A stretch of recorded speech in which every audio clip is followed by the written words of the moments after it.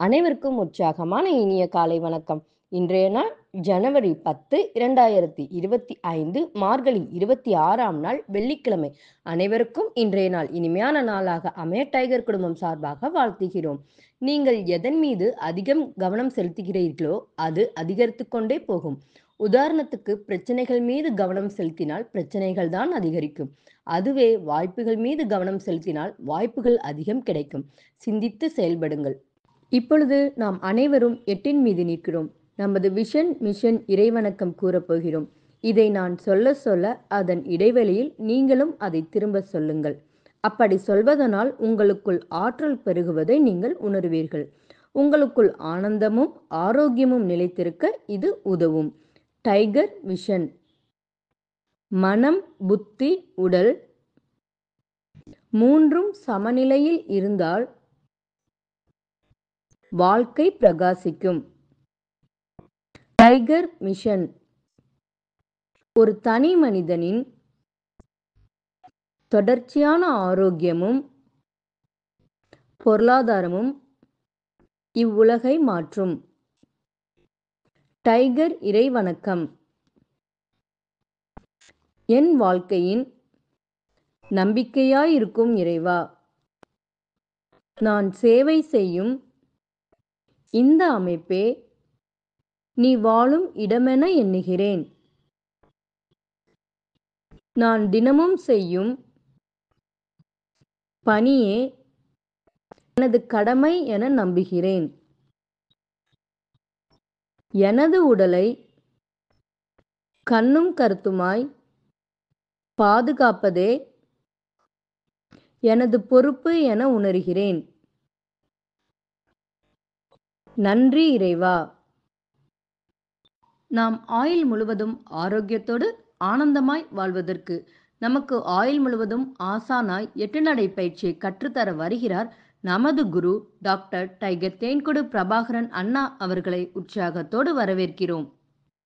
எல்லோருக்கும் இனிய காலை வணக்கம். இந்த அற்புதமான காலை வேளையில் 9 மூட்டுக்களை அசைக்கக்கூடிய அற்புதமான பயிற்சிகளை முடிச்சுட்டு 27 முறை சூப்பர் பிரெயின் யோகா அப்படின்னு சொல்லக்கூடிய தோப்பு காரணங்களை முக மலர்ச்சியோட மனம் மகிழ்ச்சியோடு முடிச்சுட்டு 8 நடப்பதற்காக தயார் நிலையில் இருக்கிறோம். 8 மீது நிற்கிறோம். கிழக்கு மேற்காக நடப்பவர்கள் கிழக்கு திசையிலிருந்து மேற்கை நோக்கியும், தெற்கு வடக்காக நடப்பவர்கள் தெற்கு திசையிலிருந்து வடக்கை நோக்கியும் நமக்கான முதலடி எடுத்து வைத்து நடையை தொடங்குகிறோம். இப்போது நம்ம பேசிக் கோர்ஸில் இருக்கக்கூடியவங்களும் அட்வான்ஸ் கோர்ஸில் இருக்கக்கூடியவங்களும் நமக்கான நடையை தொடங்குகிறோம். இப்பொழுது பெண்கள் அனைவரும் இடதுபுறமாகவும் ஆண்கள் அனைவரும் வலதுபுறமாகவும், அதாவது பெண்கள் லெஃப்ட் சைடிலும் ஆண்கள் ரைட் சைடிலும் முதல் அடி எடுத்து வைத்து நடையை தொடங்குகிறோம். நடை இயல்பாக இருக்கிறது, நடை தளர்வாக இருக்கிறது, தோள்பட்டை தளர்வாக இருக்கிறது, கழுத்து குனியாமல் இருக்கிறது, கால்கள் ஒன்றுக்கு முன்பு ஒன்று வருவது போல் நடந்து கொண்டு இருக்கிறோம். கைகள் அதன் இசைவில் அசைந்து கொண்டு இருக்கிறது. சுவாசம் சீர்நிலையில் இருக்கிறது. எண்ணம் நேர்மறையாக இருக்கிறது. மனம் மகிழ்வுடனும் அமைதியுடனும் இருக்கிறது. ஒற்றை சிந்தனையாளர்கள் அத்தனை பேரும் ஒற்றுமையோடு ஒரே திசையை நோக்கி பயணித்து கொண்டு இருக்கிறோம். நமது பயணம் வெற்றிகரமாக அமைய எல்லாம் வல்ல இறைவனை துணை கலைத்து கொண்டு தொடர்ந்து பயணிக்கிறோம். ஒவ்வொரு விடியிலும் நமக்கு பல விஷயங்களை கற்றுத்தந்து கொண்டே இருக்கிறது. நாம் பெற்றுக்கொண்டே இருக்கிறோம். அதை வாழ்வில் பயன்படுத்தி வெற்றி கண்டு கொண்டே இருக்கிறோம். அவ்வாறாக இன்றைய விடியிலும் நமக்கு பல விஷயங்களை கற்றுத்தரப்போகிறது. நாம் பெற்றுக்கொள்ளப் போகிறோம். அதை வாழ்வில் பயன்படுத்தி வெற்றி காணப் போகிறோம். ஒவ்வொரு நாளும் நமது நடையை தொடங்கும் போது நாம் சில பல நினைவூட்டல்களை நினைவூட்டுவது வழக்கம். அவ்வாறாக இன்றைய நினைவூட்டல்கள் நம்மளுடைய நினைவூட்டல்கள் அப்படிங்கிறத நினைவூட்ட வேண்டிய நாள். ஏன்னா நம்ம நிறைய விஷயங்களை உள்வாங்கி கொண்டே இருக்கிறோம். நிறைய, அதாவது நம்மளுடைய மூதாதையர்களை விட இப்போ அதிகப்படியான விஷயங்களை நாம் கிரகித்து கொண்டே இருக்கிறோம். அப்போது எத்தனை விஷயங்களை நாம் உள்வாங்கி கொண்டிருந்தாலும் அது இன்னும் நிரப்பப்படவே இல்லை. நம்மளுடைய மூளை முழுமையாக இன்னும் நிரப்பப்படவில்லை அப்படின்னு விஞ்ஞானிகள் ஆராய்ச்சியாளர்கள் கூறிக்கொண்டிருக்கிறார்கள். அப்படிப்பட்ட அந்த மூளையில் நாம் நிறைய சேகரித்து வைக்கிறோம். ஆனால் நிறைய சேகரித்து வைத்ததையே மறந்து விடுகிறோம். அதனால தான் முக்கியமான விஷயங்களை நினைவூட்டல் அப்படின்னு நான் நித்தம் நினைவூட்டுகிறேன். முதல்ல நாம் செய்ய வேண்டிய நம்மளுடைய பயிற்சிகளுக்கு முயற்சிகளுக்கு முன்பாக செய்ய வேண்டியது நம்மளுடைய தாயை வணங்க வேண்டும், நமது தந்தையை வணங்க வேண்டும், நமது குருமார்களை வணங்க வேண்டும், நமது இயற்கை, இறைவன், பிரபஞ்சம், நம்மளுடைய இஷ்ட தெய்வங்கள், நம்மளுடைய மூதாதையர்கள், நம்மளுடைய முன்னோர்கள், இவர்களை வழிபட வேண்டும். இவர்களிடம் நாம் அவர்களை துணைக்கு அழைக்க வேண்டும். ஏன்னா, எந்த ஒரு காரியம் செய்வதற்கு முன்பாகவும் நாம் நம்மளை நல்வழிப்படுத்தக்கூடிய, நம் மீது அக்கறை உள்ள, நம்மளை முன்னேற்றி பார்க்கக்கூடிய இந்த ஜீவராசிகளை, இந்த உயிரோட்டமுள்ள இந்த காவியங்களை நாம் ஒவ்வொரு நாளும் வேண்டி பயணிக்கணும். அந்த வரிசையில் நாம் இன்னைக்கு நம்மளுடைய தாய், நம்மளுடைய தந்தை, நம்மளுடைய குருமார்கள், நம்மளுடைய இயற்கை, இறைவன், பிரபஞ்சம், நம்மளுடைய இஷ்ட தெய்வங்கள், நம்மளுடைய மூதாதையர்கள், முன்னோர்களை இவர்களை வழிபட்டு அவர்களுக்கு நன்றி கூறி இந்த அற்புதமான பயிற்சிகளின் வாயிலாக நான் அற்புதமான மனிதனாக மாற வேண்டும், எனது வாழ்க்கை ஆனந்தமயமாக இருக்க வேண்டும், எனது குடும்பத்தில் ஆரோக்கியம் நிலைத்திருக்க வேண்டும் என்று இந்த பயிற்சிகளை செய்வதற்கு என்னை நீங்கள் தூண்டி கொண்டே இருக்க வேண்டும். எனக்கு ஒரு உறுதுணையாக இருக்க வேண்டும், எனக்கு ஒரு ஊன்றுகோலாக, ஒரு தூண்டுகோலாக நீங்கள் இருந்தாக வேண்டும் என்று நம்ம அவர்களை வழிபட்டு கேட்டோமானால் நிச்சயமாக அவர்கள் நமக்கு நல்வழி காட்டுவார்கள் என்ற நம்பிக்கையோடு நாம் முதல் நினைவூட்டலாக அந்த விஷயத்தை செய்யணும். இரண்டாவது நினைவூட்டல், நம்மளுடைய பயிற்சிகளின் முயற்சிகளுக்கு முன்பாக வெதுவெதுப்பான நீர் 2 டம்ளர் பருகி இருக்க வேண்டும். இந்த வெதுவெதுப்பான நீர் பருகுதல் அப்படிங்கிறது எல்லா காலங்களிலும், அது குளிர்காலமாக இருந்தாலும் சரி, மழை காலமாக இருந்தாலும் சரி, அல்லது வெயில் காலமாக, அதாவது கோடை காலமாக இருந்தாலும் சரி, எந்த காலமாக இருந்தாலும் நாம் விடிகாலையில் நடப்பவர்கள் வெதுவெதுப்பான நீர் 2 டம்ளர் பருக வேண்டும். இந்த 2 டம்ளர் அப்படிங்கிறது 150 எம்எல்ல இருந்து 200 எம்எல் கொள்ளளவு கொண்ட டம்ளர் அளவு நான் சொல்கிறேன். ஸோ 2 டம்ளர் நீர் வெது வெதுப்பாக பருகிட்டு நாம் நம்மளுடைய பயிற்சிகளை தொடங்கணும். நம்மளுடைய பயிற்சிகள் அப்படிங்கிறது 8 நடை பயிற்சி மட்டுமல்ல, அதற்கு முன்பாக செய்யக்கூடிய 9 மூட்டு பயிற்சி, 27 தோப்பு கரணம், இவைகள் செய்வதற்கு முன்பாக நாம் இந்த 2 செயல்களையும் செய்திருக்க வேண்டும். எதை? நம்முடைய தாய் தந்தையர்கள், குருமார்கள், இயற்கை, இறைவன், பிரபஞ்சம், இஷ்ட தெய்வங்கள், மூதாதையர்கள், முன்னோர்களை வழிபடுவது, அதன் பிறகு 2 டம்ளர் வெதுவெதுப்பான நீர் பருகி பயணிப்பது, அதன் பிறகு மீதி எல்லா பயிற்சிகளையும் செய்யணும். ஸோ இப்படி செய்யும் பொழுது அந்த பயிற்சி நமக்கு எண்ணிலடங்கா அது இன்ஃபைனட்டிவ் அப்படின்னு சொல்லுவாங்க. அதாவது அதுதான் 8 அப்படிங்கிற வடிவத்தையே சொல்லுவாங்க. இன்ஃபைனேட்டிவ்க்கு சிம்பிளே இந்த 8 தான். ஸோ நாம் 8 நடை அப்படிங்கிறதுக்கு அளப்பரியா, எண்ணிலடங்கா, முடிவில்லா ஒரு அற்புதமான ஆனந்தத்தையும் ஆரோக்கியத்தையும் அள்ளித்தரக்கூடிய இந்த பயிற்சிகளை செய்வதற்கு அது துணை புரியும் அப்படிங்கிறத மட்டும் மனதில் கொண்டு எப்பொழுதுமே நமக்கு அருகில் குடிநீர் இருக்கும்படியாக பார்த்து கொள்ள வேண்டும். உள்ளங்கைகளை மடக்கி பார்த்திருக்க வேண்டும், விரலின் நகங்களின் வண்ணங்களை பார்த்திருக்க வேண்டும், சுவாசத்தை சோதித்து பார்த்திருக்க வேண்டும். இப்போயே கிட்டத்தட்ட நம்ம ஒரு 5.5 நிமிடங்களை கடந்துட்டோம். ஆனால் நம்மளுடைய உள்ளங்கைகளை மடக்கி பார்க்கணும் அப்படின்னு சொல்லும்போது இப்போ என்னை கேட்டால் இயல்பாக தான் இருக்கும். தொடர்ந்து பயணிப்பவர்களுக்கு அது ஒரு இறுக்கத்தன்மையை ஏற்படுத்தும். புதிதாக வந்தவர்களுக்கு அந்த தகவலை இப்பொழுது கூறலாம் அப்படின்னு நினைக்கிறேன். நம்மளுடைய உள்ளங்கை அப்படிங்கிறது இயல்பாக நீங்கள் மடக்கும்போது இயல்பாக இருக்கும். நீங்கள் மற்ற நேரங்களில் நீங்கள் தூங்கி எழும்பொழுது அமைக்கி பாருங்கள், அல்லது பகல் நேரங்களில் எப்பொழுது வேண்டுமானாலும் நீங்கள் செய்து பாருங்கள். இந்த உள்ளங்கை மடக்குதல் அப்படிங்கிறது இயல்பாக இருக்கும். ஆனால் நம்மளுடைய 8 நடை பயிற்சியை 21 நிமிடங்கள் கழித்து நம்ம சொல்லுவோம் அல்லவா, அப்பொழுது நீங்கள் அமைக்கி பார்த்தீங்கன்னா கூட அது ஒரு இறுக்கத்தன்மையோடு இருக்கும். ஏன் அந்த இறுக்கத்தன்மை ஏற்படுகிறது அப்படின்னா, நம்மளுடைய இரத்த சுழற்சி, நம்மளுடைய பிளட் சர்க்குலேஷன் அப்படிங்கிறது வெகு விரைவாக நடைபெறும். இந்த பிளட் சர்க்குலேஷன் வெகு விரைவாக நடப்பவர்களுக்கு இருதய அடைப்பு அப்படிங்கிற, இருதய அடைப்பு மட்டுமல்ல, நரம்புகளில் எந்தவித அடைப்பும் ஏற்படாது. ஏன்னா ரத்தம் இங்கே அற்புதமாக சுழல்கிறது. ஸோ இந்த அற்புதமான இரத்த சுழற்சிக்கு உறுதுணையாக இருக்கக்கூடிய இந்த பயிற்சிகளை நாம் செய்யும் பொழுது எவ்வளோ கவனமாக செய்யணும். உள்ளங்கைகளை அதுக்காகவே மடக்கி பார்க்கணும். நீங்கள் உள்ளங்கைகளை ஒரு முறை மடக்கி பார்க்கும் பொழுது இயல்பாக இருக்கிறது. 21 நிமிடங்கள் கழித்து அதை மடக்கி பார்க்கும் பொழுது இறுக்கமாக இருக்கிறது. இறுக்கமாக இருக்கிறதுனா உங்களுடைய இரத்த ஓட்டம் அங்கே தடைபடுகிறது. அதாவது நீங்கள் இருக்கும் பொழுது கைகளை மடக்கும் போது உங்களுடைய விரல் நகங்கள் வரை அந்த இரத்தம் போவதனால் அது வேகமாக விரைவாக செல்வதனால் அதை தடுக்கும் விதமாக நாம் மடக்கும் பொழுது அங்கே ஒரு இறுக்கத்தன்மை ஏற்படுகிறது. ஸோ அந்த இறுக்கத்தன்மை அப்படிங்கிறத மட்டும் நாம் புரிந்து கொள்ள வேண்டும். அப்போ பிளட் சர்க்குலேஷன் அப்படிங்கிறது ரொம்ப அற்புதமாக நமக்கு நடைபெறுகிறது அப்படிங்கிறத நம்ம உணர்ந்து அதற்காக தான் ஒவ்வொரு நாளும் அதை செய்து பார்க்கணும். அப்படி செஞ்சுட்டு நீங்கள் விரலுடைய நகத்தை பார்த்தீங்க அப்படின்னா அதுவும் சிவப்பு நிறத்தில் இருக்கும். ஏன் அப்படின்னா விரல் நகம் வரைய நம்மளுடைய ரத்தம் பாஞ்சு வந்திருக்கும், அதை நம்ம தடுத்திருக்கோம். அப்படி தடுக்கும்போது அந்த விரல் நகம் அப்படி ஒரு பிங்க் நிறத்தில் இருக்கும். இயல்பில் பார்த்தீங்கன்னா இருக்காது. அந்த பிங்க் நிறத்தில் இருக்குது அப்படின்னா ரத்த ஓட்டம் சீராக சிறப்பாக இருக்குது அப்படின்னு. அதுக்கப்புறம் சுவாசத்தை சோதித்து பார்க்க சொல்லுவோம். இந்த சுவாசம் சோதித்து பார்த்தல் அப்படிங்கிறது உங்களுக்கு எல்லாருக்குமே 2 நாசி, அதாவது மூக்கு அப்படின்னா மூக்கில் 2 துவாரம். இந்த 2 துவாரத்துலையும் தானே சுவாசம் வந்து போகிறது அப்படின்னு நம்ம கருதுவோம். இல்லை, இயல்புல மனிதர்களுக்கு ஒரு நாசியில் தான் வரும், ஒரு துவாரத்தில் தான் வரும்.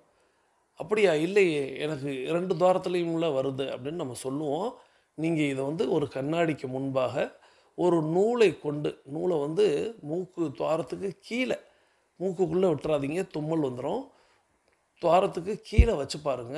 எந்த சைடு அசையுதுன்னு பாருங்க. அந்த சைடு தான் சுவாசம் அப்படிங்கிறது வெளிவரும். உள்ள போன சுவாசம் வெளிவருதல் அப்படிங்கிறது ஒரு நாசியில தான் வரும். நம்ம 2 நாசியிலையும் சுவாசம் எடுக்கலாம். ஆனா வெளிவிடுவது ஒரு நாசியில தான் வெளிவிடுவோம். அதே போல இன்னொரு நாசியிலையும் நீங்க வைத்து பார்த்தீங்கன்னா தெரியும். இது வந்து 8 நடை தொடங்குவதற்கு முன்பாக செய்து பாருங்கள். நிச்சயமாக ஒரு சுவாசம் ஒரு துவாரத்தில தான் இருக்கும். 8 நடை பயிற்சி முடித்த பிறகு, அதாவது 21 நிமிடங்கள்லே தொடங்க ஆரம்பிச்சிரும். 42 நிமிடங்கள்ல அது ரொம்ப சூப்பரா இருக்கும். ஸோ 2 நாசியிலையும் சுவாசம் வரும். இந்த 2 நாசியிலையும் சுவாசம் வருவதற்காக யோகா கிளாஸுகள்ல அல்லது தியான கிளாஸுகள்ல, வாசி இந்த மாதிரியான பயிற்சி வகுப்புகள்லாம் அதை நாடி சுத்தி அப்படிங்கிற ஒரு விஷயத்தை செய்து செயல்படுத்துவார்கள். நாடி சுத்தி செய்யும்போது என்ன நடைபெறும் அப்படின்னா, ரொம்ப நேரத்துக்கு அந்த சுவாசம் அப்படிங்கிறது 2 தாரத்துலையும் வராது.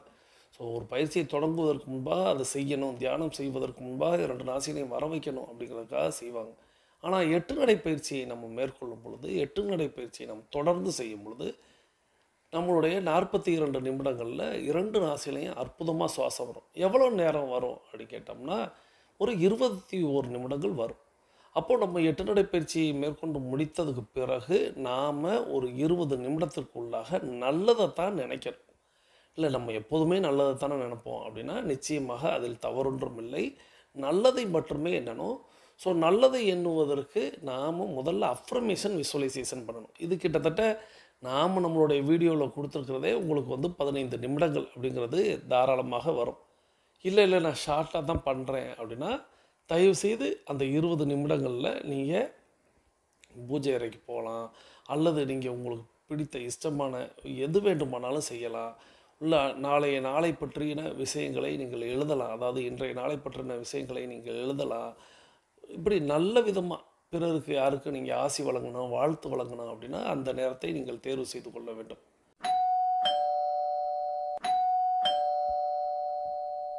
மணியோசை கேட்டிருக்கோம். மணியோசை அப்படிங்கிறது 10.5 நிமிட இடைவெளியில் நம்மளுடைய பேசிக் கோர்ஸில் பயணிக்கக்கூடியவர்களுக்கு நினைவூட்டலாக இருக்கும். ஸோ பேசிக் கோர்ஸில் இருக்கிறவங்க உங்களுடைய நடையை மாற்றி நடக்கலாம். அட்வான்ஸ் கோர்ஸில் இருக்கிறவங்க 21 நிமிடங்களில் தான் நம்ம வந்து மாற்றி நடக்கணும். இந்த 21 நிமிடம், இந்த 42 நிமிடம், இந்த 10.5 நிமிடம், இதெல்லாம் வாழ்க்கையில் ரொம்ப அற்புதமான தருணங்கள் அப்படிங்கிறத நீங்கள் புரிந்து கொள்ளணும். ஒவ்வொரு 21 நிமிட இடைவெளியில் தான் நம்மளுடைய சுவாசம் அப்படிங்கிறது மாறுபடும் அப்படின்னு நம்மளுடைய பெரியவங்க சொல்லுவாங்க. அதாவது நமக்கு 2 நாசிகள், இந்த 2 நாசிலையும் சுவாசம் அப்படிங்கிறது ஓடுவதாக எல்லோருமே கருதி கொள்வோம். ஆனால் ஒரு நாசியில் தான் சுவாசம் அப்படிங்கிறது ஓடும். இன்னொரு நாசியில் சற்று ரொம்ப மெல்லிசாக, ரொம்ப குறைவாக தான் அந்த சுவாசம் அப்படிங்கிறது ஓடிக்கொண்டிருக்கும். 21 நிமிடங்களுக்கு பிறகு அது எந்த 21 நிமிடங்கள் அப்படிங்கிறத எல்லாராலும் கணிக்கவே முடியாது. ஸோ 21 நிமிடங்கள் அப்படிங்கிறது அற்புதமான தருணம் அப்படிங்கிறத மட்டும் நினைவில் கொள்ளுங்கள். இது ஒரு பிரபஞ்சத்துடைய ஒரு மொழியாக நாம் புரிந்து கொள்ள வேண்டும்.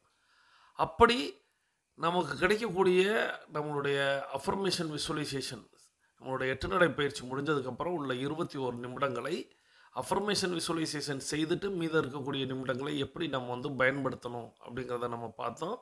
ஸோ எப்பொழுதுமே நன்மையாக எண்ணுவோம், நன்மையவே மக்களுக்கு வந்து சொல்லுவோம் அப்படிங்கிறத இந்த நேரத்தில் குறிப்பிட்டு, தொடர்ந்து நம்ம இப்போ ஒரு அற்புதமான ஒரு சின்ன கதை கேட்க போகிறோம். இந்த கதையை நமக்கு தேர்வு செய்து அனுப்பி வைத்திருப்பவர் சகோதரி டைகர் ரேவதி ஃப்ரம் தூத்துக்குடி. இவங்க தூத்துக்குடி டைகர் கிளப்போடைய வைஸ் கேப்டனாக இருக்கிறாங்க. சகோதரி டைகர் ரேவதி ஃப்ரம் தூத்துக்குடி அவர்களது குடும்பம் மகிழ்ச்சியோடும் ஆரோக்கியத்தோடும் செல்வ வளங்களோடும் இருப்பதற்கு எல்லாம் வல்ல இயற்கை இறைவன் பிரபஞ்சம் துணை நிற்க வேண்டும். அவர்கள் எண்ணியதெல்லாம் நடக்க வேண்டும். அவர்கள் கேட்டதெல்லாம் கிடைக்க வேண்டும். அவர்களது குடும்பத்தில் ஆரோக்கியம் நிலைத்திருக்க வேண்டும். ஆனந்தம் நிலைத்திருக்க வேண்டும். அவர்களுடைய பொருளாதாரம் உயர்ந்து கொண்டே இருக்க வேண்டும். அவர்களது பணி சிறந்து விளங்க வேண்டும். அவர்களது பணி பிறர் பாராட்டும்படியாக அமைய வேண்டும். அதை எல்லாம் வல்ல இயற்கை இறைவன் பிரபஞ்சம் அவர்களுக்கு வழங்க வேண்டும் என்று என்னுடைய வேண்டுதல்களையும் வாழ்த்துக்களையும் தெரிவித்துக் கொள்கிறேன். நீங்களும் உங்களுடைய வாழ்த்து மலைகளை சகோதரி tiger Revathi from Thoothukudi, Thoothukudi tiger club vice captain அவர்களுக்கு வழங்குமாறு கேட்டு, இந்த கதை அப்படிங்கிறது ஒரு அற்புதமான தத்துவத்தை உள்ளடக்கியது. ஆனால் ஒரு 2 நிமிட கதை தான். ஸோ இந்த கதையை கொஞ்சம் ஆழமா கேளுங்க. அதற்கான விளக்கத்தை நம்ம பிறகு பார்க்கலாம். இப்பொழுது வாருங்கள் அந்த கதையை கேட்டுக்கொண்டே பயணிக்கலாம். ஒரு பிச்சைக்காரர் உணவுக்காக வீடு வீடாக அலைந்தார். அவர் மிகவும் அசிங்கமாக கிழிந்த உடைகளோடு சிக்குப்பிடித்த தலைமுடியோடு இருந்தார். ஒரு பழைய கோணிப்பையே அவருக்கு உடைமையாக இருந்தது. ஒவ்வொரு வீடாக போய் பார்த்துவிட்டு எதுவும் கிடைக்காவிட்டால் தனக்குள் அந்த வீட்டை பற்றி குறை சொல்லிக் கொள்வார். ஒரு வீட்டின் முன்னே போய் சொன்ன வார்த்தைகள் என்னன்னா, வீடு மிக பெரியது, ஆனால் இங்கு உள்ளவர்களுக்கு பணம் நிறைய இருந்தும் திருப்தி இல்லை. அவர்கள் எப்போதும் அதிகமாகவே எதிர்பார்க்கிறார்கள். கடைசியில் அவர்கள் பேராசையால் எல்லாவற்றையும் இழக்கப் போகிறார்கள் என்று. இன்னொரு வீட்டுக்கு போனாராம். உணவு கிடைக்கவில்லை.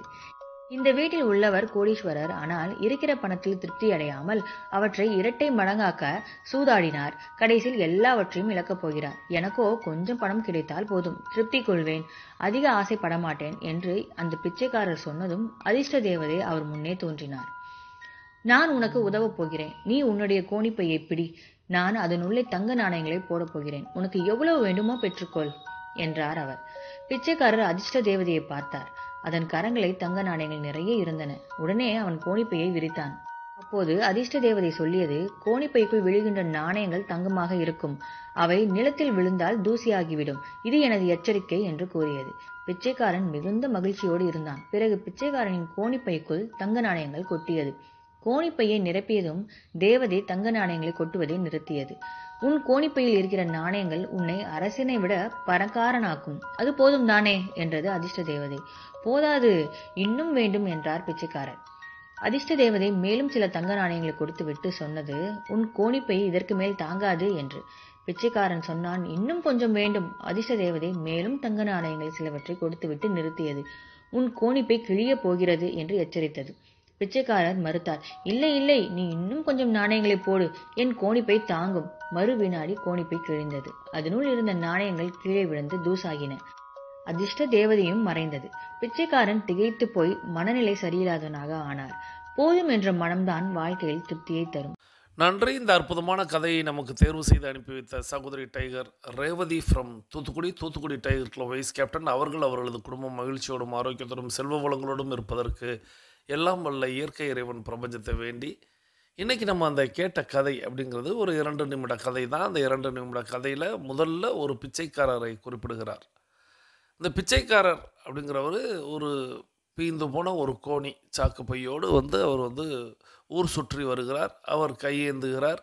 ஒவ்வொரு வீடாக செல்கிறார். அப்படி பெரிய பெரிய மாளிகை வீடுகள் அப்படின்னு சொல்லக்கூடிய அந்த மாளிகைகளுக்கு முன்பாக அவர் பிச்சை எடுக்கும் பொழுது, அங்கிருந்து அவருக்கு யாரேனும் பிச்சை போடலை அப்படின்னா அவர் உடனே இந்த வீட்டில் உள்ளவங்க இவ்வளவு பணம் இருந்து என்ன பிரயோஜனம், இந்த பணத்தினால இவங்க அழிய போகிறாங்க, இந்த பணத்தை இவங்க இரட்டிப்பாக்குற ஆசைப்பட்டு பணத்தை இழக்க போகிறாங்க, ஒரு நாள் நடுத்தருவுக்கு வரப்போகிறாங்க, இவங்க பணத்தை இரட்டிப்பாக்குறதுக்காக சூதாடுறாங்க, சூதாடி நிச்சயமாக பேராசைப்பட்டு இவங்க தெருவுக்கு வருவாங்க அப்படின்னு அவரால் இது இயற்கையாக இயல்பாக எல்லார் மனதிலையும் ஏற்படக்கூடிய ஒரு விஷயங்கள் தான். அதாவது இதைத்தான் நம்மளுடைய மூதாதையர்கள் முன்னோர்கள் கண் பட்டு விடக்கூடாது அப்படின்னு ஒரு வார்த்தை சொல்லுவாங்க. அதாவது பிறருக்கு உறுத்தலாக எதுவும் இருந்து விடக்கூடாது அப்படிங்கிறது தான் பொருள். சரி, நான் அந்த கண்படுதலை பற்றி பிறகு பேசுகிறேன், கதைக்குள்ளே அப்படியே வந்துடலாம்.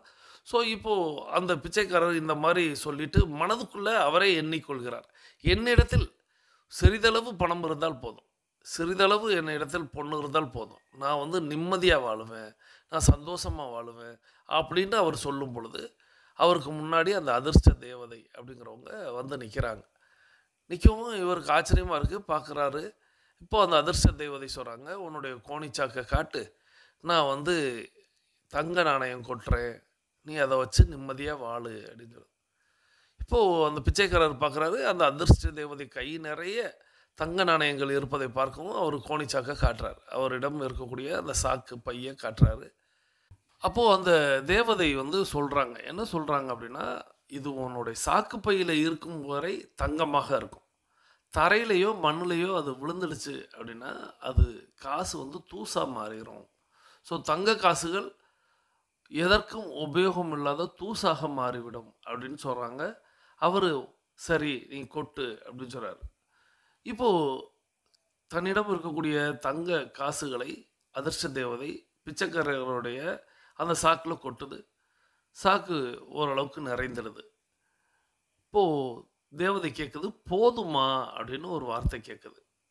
அவர் இல்லை இல்லை இது எனக்கு போதாதுன்னு அந்த சாக்குகளை நம்ம நெல்மணிகள் பிடிக்கும் பொழுது அல்லது வேறு பொருட்களை நம்ம சாக்குகளில் நிரப்பும் பொழுது சற்று குலுக்கி நம்ம அதை சரி செய்து மீண்டும் அதை நிரப்புவோம் அல்லவா, அதுபோல் அவர் தங்க நாணயங்கள் அடங்கிய அந்த சாக்கு கோணிப்பையை குலுக்கி மீண்டும் கேட்குறாரு.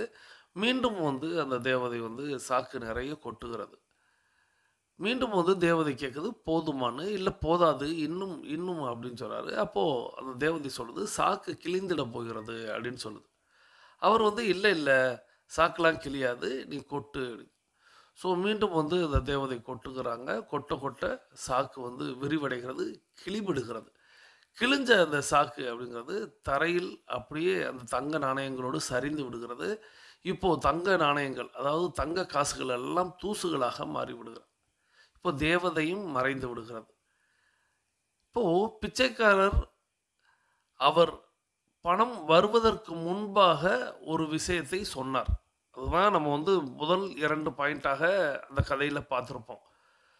பணக்காரர்கள், ஜெயித்தவர்கள், வெற்றி பெற்றவர்கள் எல்லோருமே பணம் இருந்து என்ன பிரயோஜனம், பணத்தை இரட்டிப்பாக்க ஆசைப்பட்டு இருக்கிறத விட்டு விடுகிறார்கள் அப்படிங்கிற ஒரு வார்த்தையை சொல்லிட்டு அவரே என்ன சொல்கிறாரு, என்னிடத்தில் சிறிது பணம் இருந்தால் போதும் நான் மகிழ்வாக இருப்பேன் அப்படின்னு சொல்லும் பொழுது அதிர்ஷ்ட தேவதை அவர் முன்னால் தோன்றுகிறார். அப்போது ஒரு கட்டம் வரைய இவ்வளவு பணம் இருந்தால் போதும் அப்படின்னு என்ன தோன்றுகிறது. அந்த பணம் நம் கைக்கு வரும் பொழுது மீண்டும் இது இன்னும் இரட்டிப்பாக வேண்டும், இன்னும் இது 10 மடங்காக வேண்டும் அப்படின்னு மக்கள் மனதில் அந்த ஆசையை அவர்கள் வளர்க்கும் பொழுது அது பேராசையாக மாறுகிறது. அந்த பேராசை அவர்களை இந்த நிலைக்கு கொண்டு வந்து விடுகிறது அப்படிங்கிறத இந்த கதையில் ரொம்ப எளிதாக புரியும்படியாக ஒரு 2 நிமிடத்தில் கொடுத்துட்டாங்க. ஸோ கதையின் வாயிலாக நாம் புரிந்து கொள்ள வேண்டியது அப்படிங்கிறது, நாம் ஒரு எல்கை வைத்திருக்கிறோம், ஒரு எல்லை வைத்திருக்கிறோம், ஒரு இலக்கு வைத்திருக்கிறோம், ஒரு லட்சியம் வைத்திருக்கிறோம். அந்த லட்சியத்தை நோக்கி நாம் பயணிக்க போகிறோம், அந்த லட்சியத்தை நாம் அடைய போகிறோம், அதை நாம் தொட்டு வெற்றி காண போகிறோம். அந்த வெற்றியை ருசி பார்க்கும் முன்பாகவே நாம் மீண்டும் அதே இலக்கை பன்மடங்கு பெருக்கிக் கொள்கிறோம். இதை அடைந்து விட்டோம், இனி அதை அடைவது எளிதான காரியம்தானே அப்படின்ட்டு நாம் இலக்கை அதிகப்படுத்திக் கொள்கிறோம். இப்போது நம்மளோட 21 நிமிடம் அப்படிங்கிறது நிறைவுக்கு வருகிறது. நம்ம தொடர்ந்து கதையினுடைய விளக்கத்தை நம்ம இடைவெளிக்கு பிறகு பார்க்கலாம். இப்போ வாங்க நம்ம எல்லாருமே தொடங்கின திசைக்கு வந்துடலாம். கிழக்கு மேற்காக தொடங்கியவர்கள் கிழக்கு திசையிலும், தெற்கு வடக்காக தொடங்கியவர்கள் தெற்கு திசைக்கும் வந்து விடுகிறோம். நமது உள்ளங்கைகளை மடக்கி பார்க்கிறோம், இறுக்கமாக இருக்கிறது. விரலின் நகங்களின் வண்ணங்களை பார்க்கிறோம், சிவப்பு வண்ணத்தில் மாறி இருக்கிறது. சுவாசத்தை சோதித்து பார்க்கிறோம், 2வது நாசிலும் சுவாசம் வரக்கூடிய இந்த வேளையில் நாம் எல்லாரும் நமக்கு அருகில் இருக்கக்கூடிய குடிநீரை எடுத்து நிறுத்தி நிதானித்து ரசித்து ருசித்து 2 வாய் நீர் பருகி கொள்கிறோம். 2 வாய் நீர் தான் நம்ம எப்பொழுதுமே பருகணும். அதாவது இடைவேளையில் அந்த 2 வாய் நீரை நம்ம ஒவ்வொரு வாய் நீரையும் 3ஆக பிரித்து 50% நீரை, 30% நீரை, 20% நீரை அப்படின்னு நம்ம பருகணும். இதை பற்றி பலமுறை சொல்லியிருக்கேன், வருங்காலங்கள்லையும் சொல்கிறேன். இப்போது நீங்கள் தண்ணீர் பருகி முடிச்சிருப்பீங்கிற நம்பிக்கையோடு தொடர்ந்து நம்மளுக்கு அருகில் இருக்கக்கூடிய மொபைல் ஃபோனை கையில் எடுத்துக்கிட்டு நம்ம கருத்து பதிவிட போயிடும். இன்றைக்கி நம்ம என்ன கமெண்ட் பதிவிட போயிடும் அப்படின்னா, முதல் கேள்வி எப்பொழுதும் போல், நேற்றைய டெய்லி ஆக்டிவிட்டி ரிப்போர்ட் அனுப்பிட்டீங்களா? இது முதல் கேள்வி. 2வது கேள்வி அப்படிங்கிறது, நேற்றைக்கு நான் ஒரு கேள்வி கேட்டிருந்தேன். உங்களுடைய ஆலோசனையாக பிறருக்கு நீங்கள் வழங்கணும் அப்படின்னா எதை முதன்மையாக சொல்லுவீங்க அப்படின்னு சொல்லியிருந்தேன். நிறைய பேர் ரொம்ப அற்புதமான ஆலோசனைகளை சொல்லியிருந்தீங்க.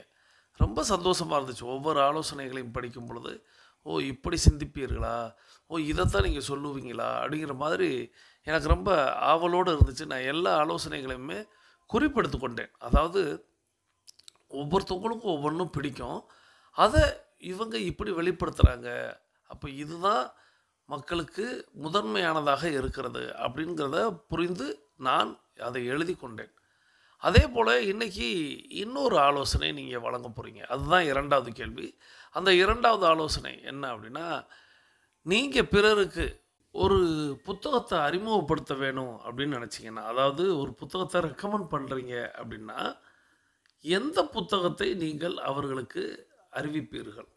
நீங்கள் படித்ததில், நீங்கள் வாசித்ததில், உங்களுக்கு பிடித்ததில் எந்த புத்தகத்தை நீங்கள் இதை வாசியுங்கள் அப்படின்னு சொல்லுவீங்க? ஸோ நீங்கள் பிறருக்கு அப்படின்னு கூட எடுத்துக்கலாம், இல்லை எனக்கு அப்படின்னே நீங்கள் சொல்லலாம்.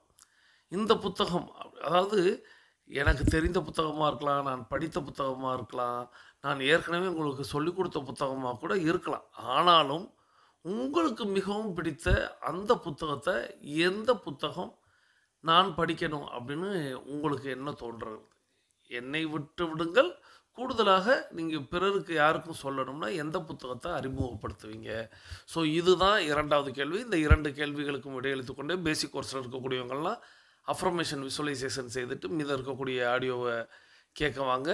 அட்வான்ஸ் கோர்ஸில் இருக்கக்கூடிய 42 நிமிட நடைக்காரர்கள் பேசிக் கோர்ஸில் உள்ளவங்களுக்கு வாழ்த்து மலைகளை பொழிந்து அவர்களுடைய அஃபர்மேஷன் விசுவலைசேஷன் வெற்றி பெற வாழ்த்தி நாம் இப்போ தொடர்ந்து அடுத்த சுற்றை தொடர்ந்து நடக்க போகிறோம். இப்பொழுது ஆண்கள் அனைவரும் இடதுபுறமாகவும் பெண்கள் அனைவரும் வலதுபுறமாகவும், அதாவது ஆண்கள் லெஃப்ட் சைடிலும் பெண்கள் ரைட் சைடிலும் முதலடி எடுத்து வைத்து நடையை தொடங்குகிறோம்.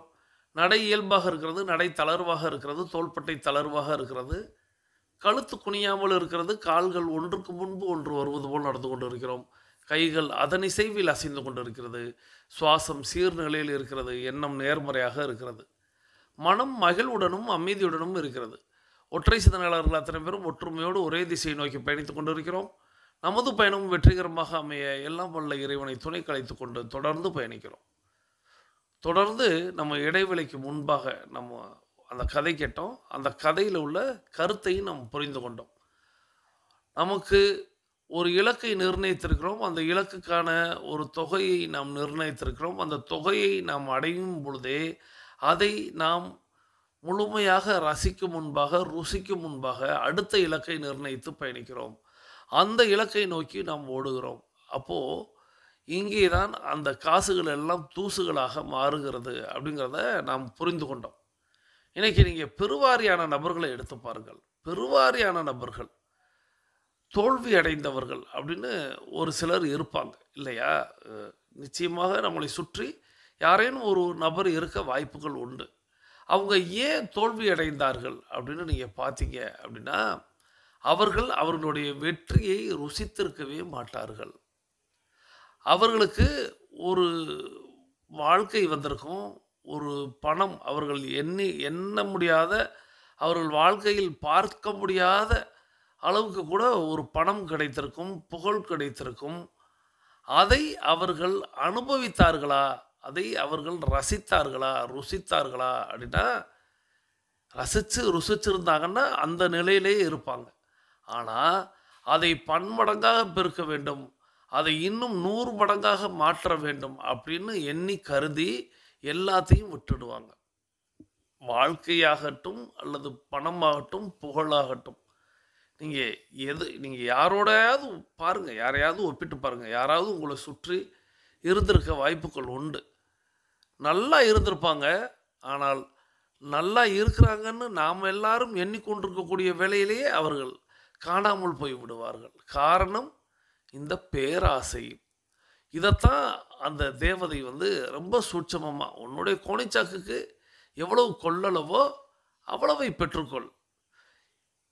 அதை குலுக்கி 2வது முறை கேட்டதே தப்பு, 3வது முறையும் கொட்டு அப்படின்னு சொல்லும்போது அது ஏற்கனவே 9 போன கோணிச்சாக்கு, அதன் மீது இவ்வளவு பொருளை கொட்டி ஒன்றும் இல்லாமல் போனது போல தான் நிறைய பேர் தன்னுடைய வாழ்க்கைக்கு தேவையானது கிட்டியும், நான் என்ன சொல்றேன்னா, இல்லை இவ்வளோதான் இலக்கு, இதுக்கு மேலே நம்ம போகக்கூடாதா அப்படின்னு நீங்கள் சொல்ல வரீங்களான்னு நீங்கள் என்கிட்ட கேட்கலாம். நான் அப்படி சொல்லவே இல்லை.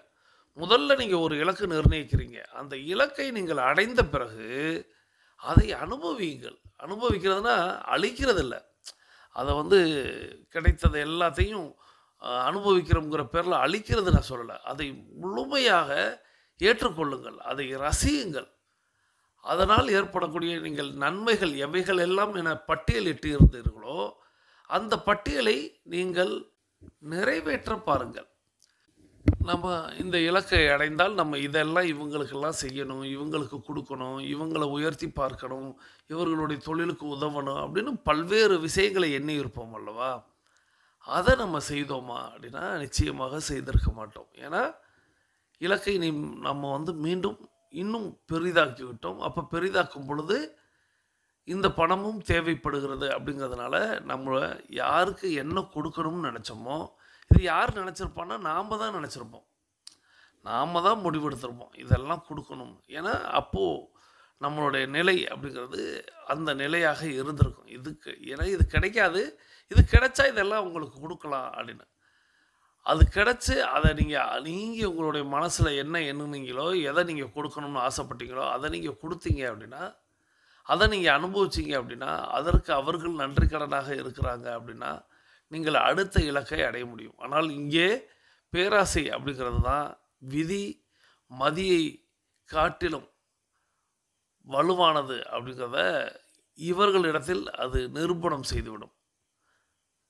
விதியை மதியால் வெல்லலாம் அப்படின்னு சொல்லுவாங்க. அது எப்போ அப்படின்னா நாம் சமநிலையில் இருந்தால். ஆனால் மதியை விதி வெல்லக்கூடிய காலமாக, ஏன்னா நல்லா இருப்பாங்க, அவங்க நல்லா இருக்கிறத அவங்களே கெடுத்துக்கிடுவாங்க. எப்போ அப்படின்னா இந்த பேராசை அப்படிங்கிறது. ஸோ அதுக்கு விதியா மதியா அப்படின்னு கேட்டால் மதி தான். மதி சமநிலையில் இல்லை அப்படிங்கிறது தான் பொருளாக இருக்கும். ஸோ நாம் எப்பொழுதுமே சமநிலையில் இருக்கணும், மகிழ்வையும் ஏற்றுக்கொள்ளணும், எதையும் எதிர்கொள்ளணும் அப்படிங்கிற நிலையில் இருக்கணும். கொடுத்த வாக்கை காப்பாற்றணும், நிம்மதியாக இருக்கணும், சந்தோஷமாக இருக்கணும், ஆனந்தமாக இருக்கணும். ஆனந்தம் அப்படிங்கிற ஒரு விஷயத்தை எல்லோருக்கும் வழங்கிட்டு அடுத்த ஸ்டெப்பு நம்ம எடுத்து வைக்கலாம். அதை விடுத்து அதை ரசிக்கும் முன்பு ருசிக்கும் முன்பு, இது நான் பலமுறை சொல்லியிருக்கேன். ஒரு கார் வாங்குவாங்க, அந்த கார் வாங்கி அந்த காரை ரசித்து அவங்க ருசிக்கிறதுக்குள்ள இன்னொரு காரை இதை விட பிரம்மாண்டமாக வாங்கணும்னு அதன் மீது ஆசை வைப்பாங்க. இந்த காரின் மீது இருந்த மோகம் சுத்தமாக இல்லாமல் இக்கரைக்கு அக்கறை பச்சைன்னு சொல்லுவது போல் அந்த காரின் மீது அவங்களுடைய மோகம் அப்படிங்கிறது வரும். அந்த காரை அடைந்தாலும் அவர்கள் அதில் திருப்தி அடைவார்களா அப்படின்னா இல்லை, அதை விட இன்னும் உயர்ந்தது எது அப்படின்னு பார்ப்பாங்க. ஸோ இப்படியே சுழன்று அவர்கள் எதையுமே அனுபவிக்காமல் போய்விடுவார்கள். ஆகையால் ஒவ்வொரு இலக்கையும் ஒவ்வொரு இடத்தையும் நாம் அடையும் பொழுது அதை அனுபவித்து அதற்கு பிரபஞ்சத்திற்கு நன்றி சொல்லி நாம் அதை முழுமை அடைந்த பிறகு அடுத்த இலக்கை நிர்ணயித்து பயணிக்க வேண்டும். அதன் வாயிலாக நாம் தொடர்ந்து வெற்றி அடைய முடியும் அப்படிங்கிறத இந்த ஆடியோவின் வாயிலாக நாம் தெரிந்து கொண்டோம். இந்த அற்புதமான கதையை நமக்கு தேர்வு செய்து அனுப்பி வைத்த சகோதரி tiger Revathi from Thoothukudi tiger club vice captain அவர்களது குடும்பம் மகிழ்ச்சியோடும் ஆரோக்கியத்தோடும் செல்வ வளங்களோடும் இருப்பதற்கு எல்லாம் வல்ல இயற்கை இறைவன் பிரபஞ்சத்தை வேண்டி தொடர்ந்து நம்ம இன்னொரு அற்புதமான ஆடியோவை கேட்க போயிடும். இந்த அற்புதமான ஆடியோவுக்கான விளக்கத்தை நான் ஆடியோவோட முடிவில் சொல்கிறேன். ஏன்னா அந்த ஆடியோவில் அதை முழுமையாக நீங்களே கேட்டுடுங்க, அதுக்கப்புறம் என்னுடைய விளக்கத்தை பாருங்கள். இப்போ வாங்க நம்ம அந்த ஆடியோவை கேட்க போயிடும். இந்த அற்புதமான ஆடியோவை நமக்கு தேர்வு செய்து அனுப்பி வைத்த அம்மா சகோதரி டைகர் விஜயலட்சுமி ஃப்ரம் தூத்துக்குடி. இவங்க தூத்துக்குடி டைகர் கிளப்போடைய கேப்டனாக இருக்கிறாங்க. சகோதரி டைகர் விஜயலட்சுமி ஃப்ரம் தூத்துக்குடி அவர்களது குடும்பம் மகிழ்ச்சியோடும் ஆரோக்கியத்தோடும் செல்வ வளங்களோடும் இருப்பதற்கு எல்லாம் வல்ல இயற்கை இறைவன் பிரபஞ்சம் துணை நிற்க வேண்டும். அவர்கள் எண்ணியதெல்லாம் நடக்க வேண்டும், அவர்கள் கேட்டதெல்லாம் கிடைக்க வேண்டும். அவர்களது குடும்பத்தில் ஆரோக்கியம் நிலைத்திருக்க வேண்டும், ஆனந்தம் நிலைத்திருக்க வேண்டும். அவர்களுடைய பொருளாதாரம் உயர்ந்து கொண்டே இருக்க வேண்டும். அவர்களது பணி சிறந்து விளங்க வேண்டும்.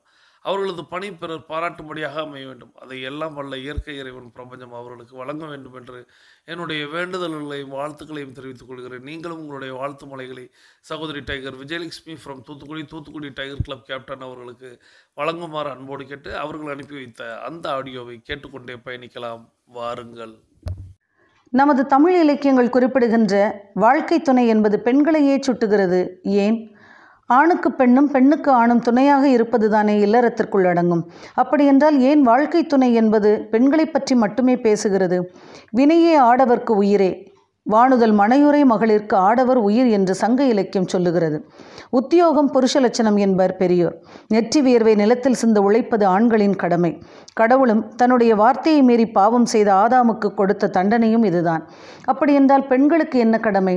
தன்னுடைய ஆடவன், அதாவது கணவன் உழைத்து ஈட்டி வருகிற பணத்தை சரியான வழியில் செலவிட்டு மிச்சம் பிடித்து பணம் சார்ந்து சேர்க்க வேண்டியவற்றையெல்லாம் நல்வழியில் சேர்த்து மனையறத்தால் பெற்ற பிள்ளைகளையும் பேணி காத்து தனது குடும்பத்தை சிறந்த குடும்பமாக்குவதுதான் பெண்ணின் கடமை.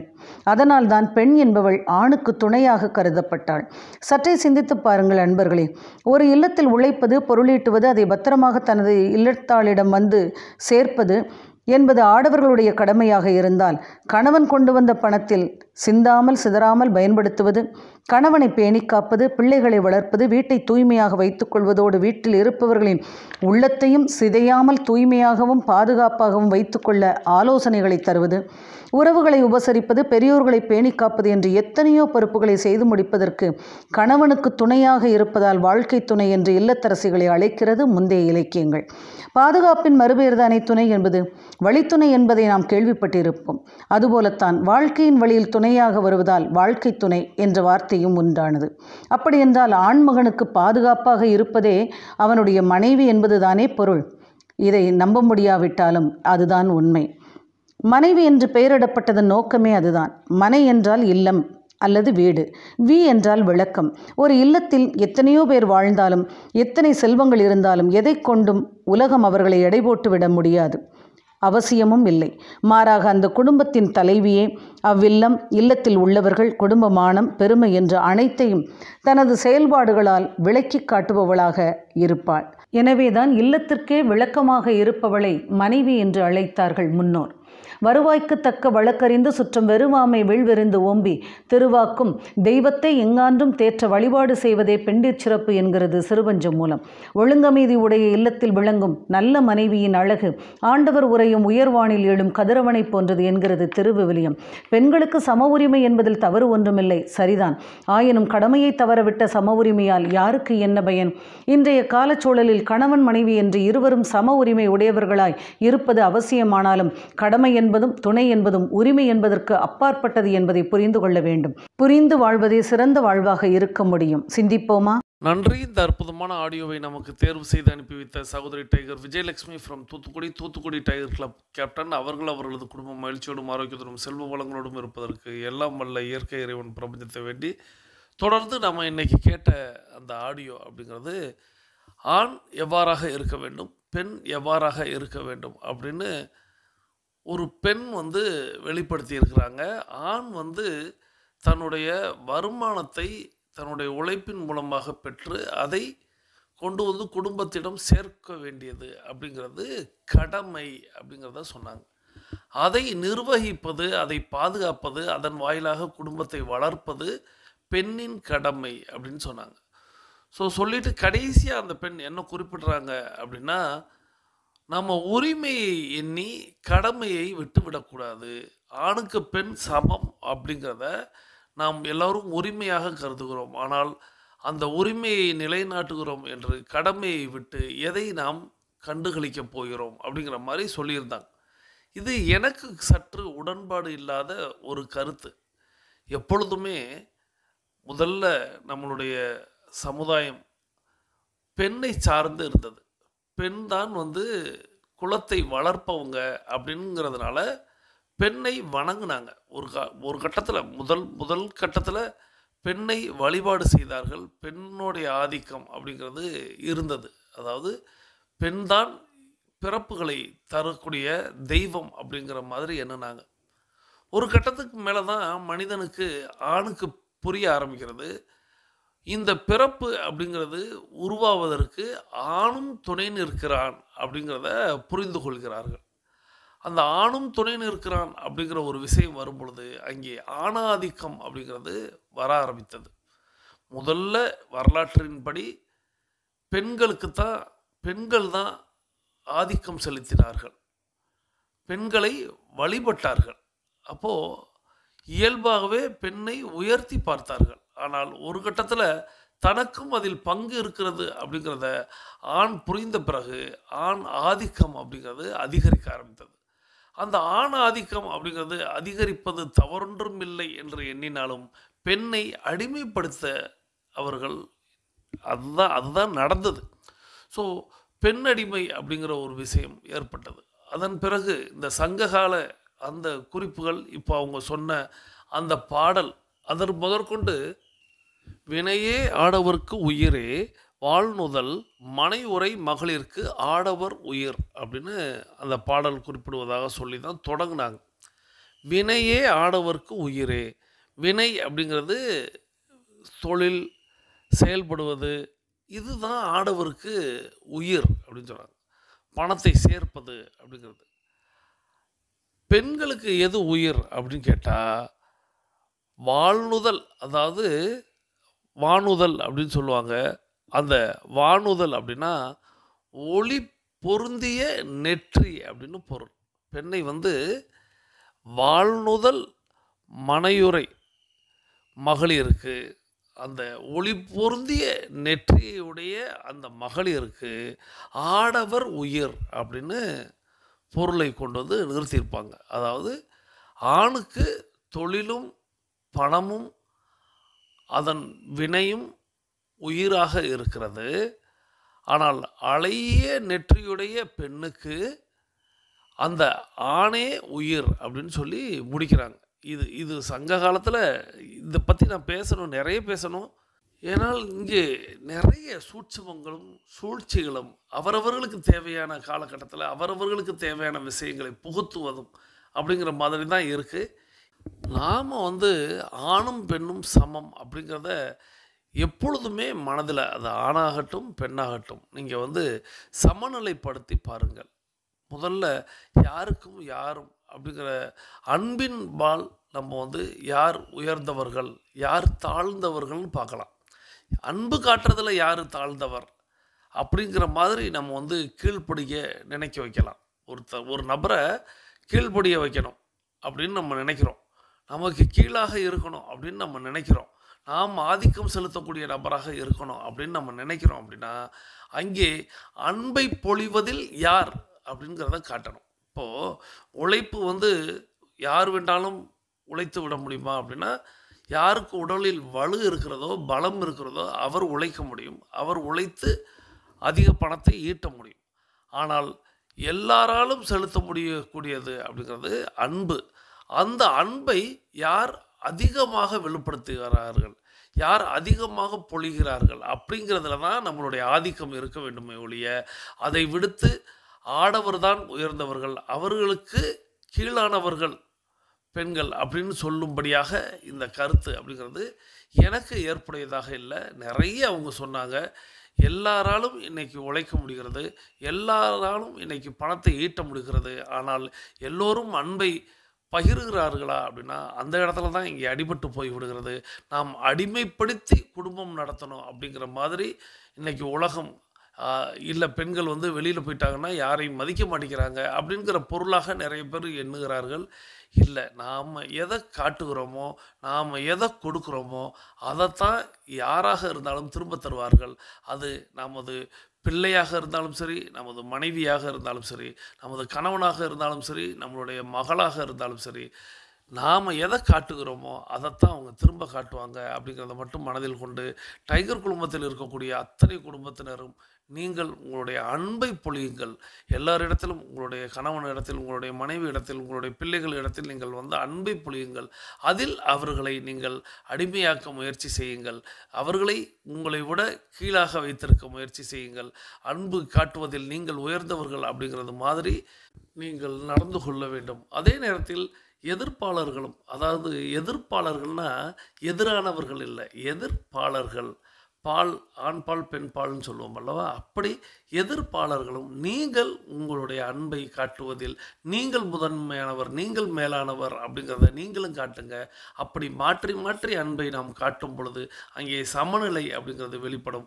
அந்த சமநிலையே நமக்கு வெற்றியை தரும், வாழ்க்கையை ருசிக்க வைக்கும், வாழ்க்கையை நாம் அனுபவிக்க வைக்கும், மகிழ்வோடு நம்மளை நகர்த்தும் அப்படிங்கிறத புரிந்து கொண்டு அந்த குடும்பம் மகிழ்வோடு இருப்பதற்கு அன்பை பொழிவதை தவிர வேறு ஒன்றும் இல்லை அப்படிங்கிறத இந்த அற்புதமான ஆடியோவின் வாயிலாக தெரிந்து கொண்டோம். இந்த அற்புதமான ஆடியோவை தொடர்ந்து நம்மளுடைய 42 நிமிட நடை அப்படிங்கிறது நிறைவுக்கு வருகிறது.